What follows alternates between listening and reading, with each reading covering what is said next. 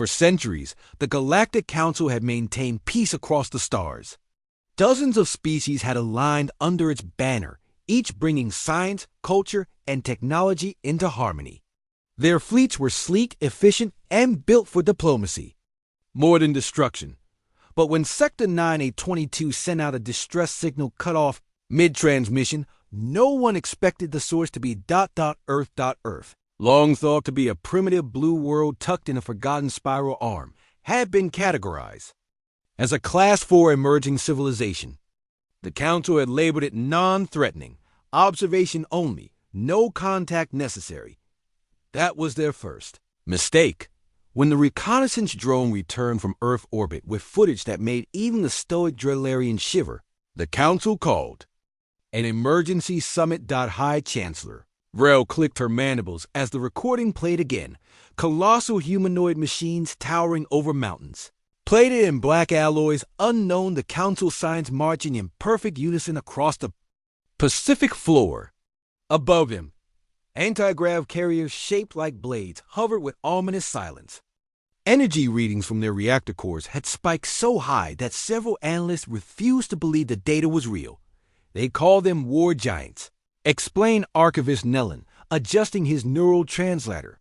And according to Intercepted transmissions, Earth has over 200 of them, fully operational.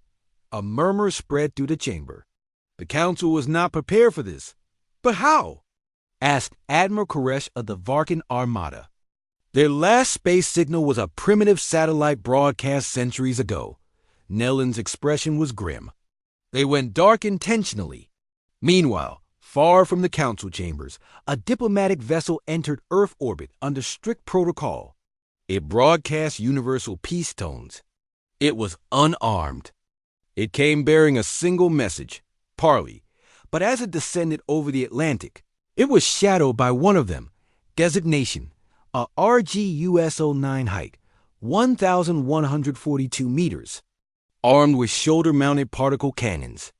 Armor, unknown composite, immune to Council grade. Plasma, piloted by a single human. The Envoy's crew stared in awe as the RGUS-09 stepped through the clouds, its red optics scanning the alien ship like a curious animal. Then, the human signal came, a voice transmitted in fluent galactic standard. Stand down. You are not authorized to orbit Terran airspace. Turn back or be dismantled. The Envoy captain, trembling, complied. Back at Council headquarters, things unraveled fast. Dozens of species now realized that the old Earth broadcast anime, mecha dramas, war simulations hadn't been fantasy.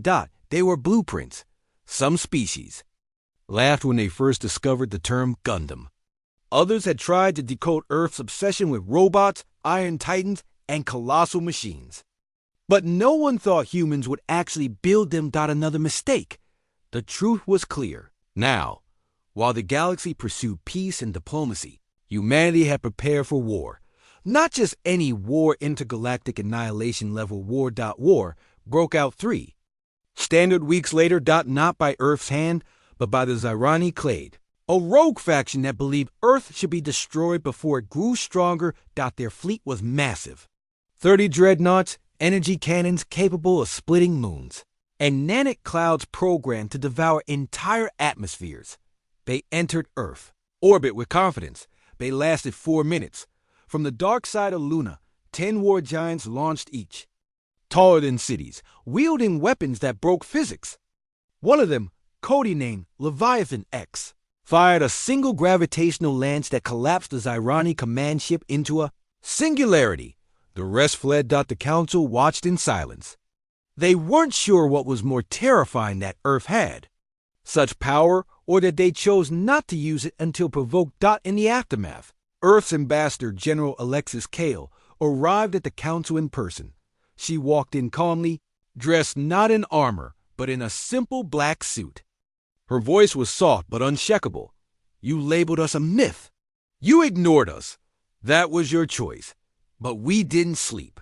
We saw what existed in the stars, and we knew one day someone would come, not with peace, but with conquest. The hall was silent. She raised her hand, and a small hologram projected behind her. Dozens more war giants stationed in orbit. Standing sentinel around Earth.ko continued.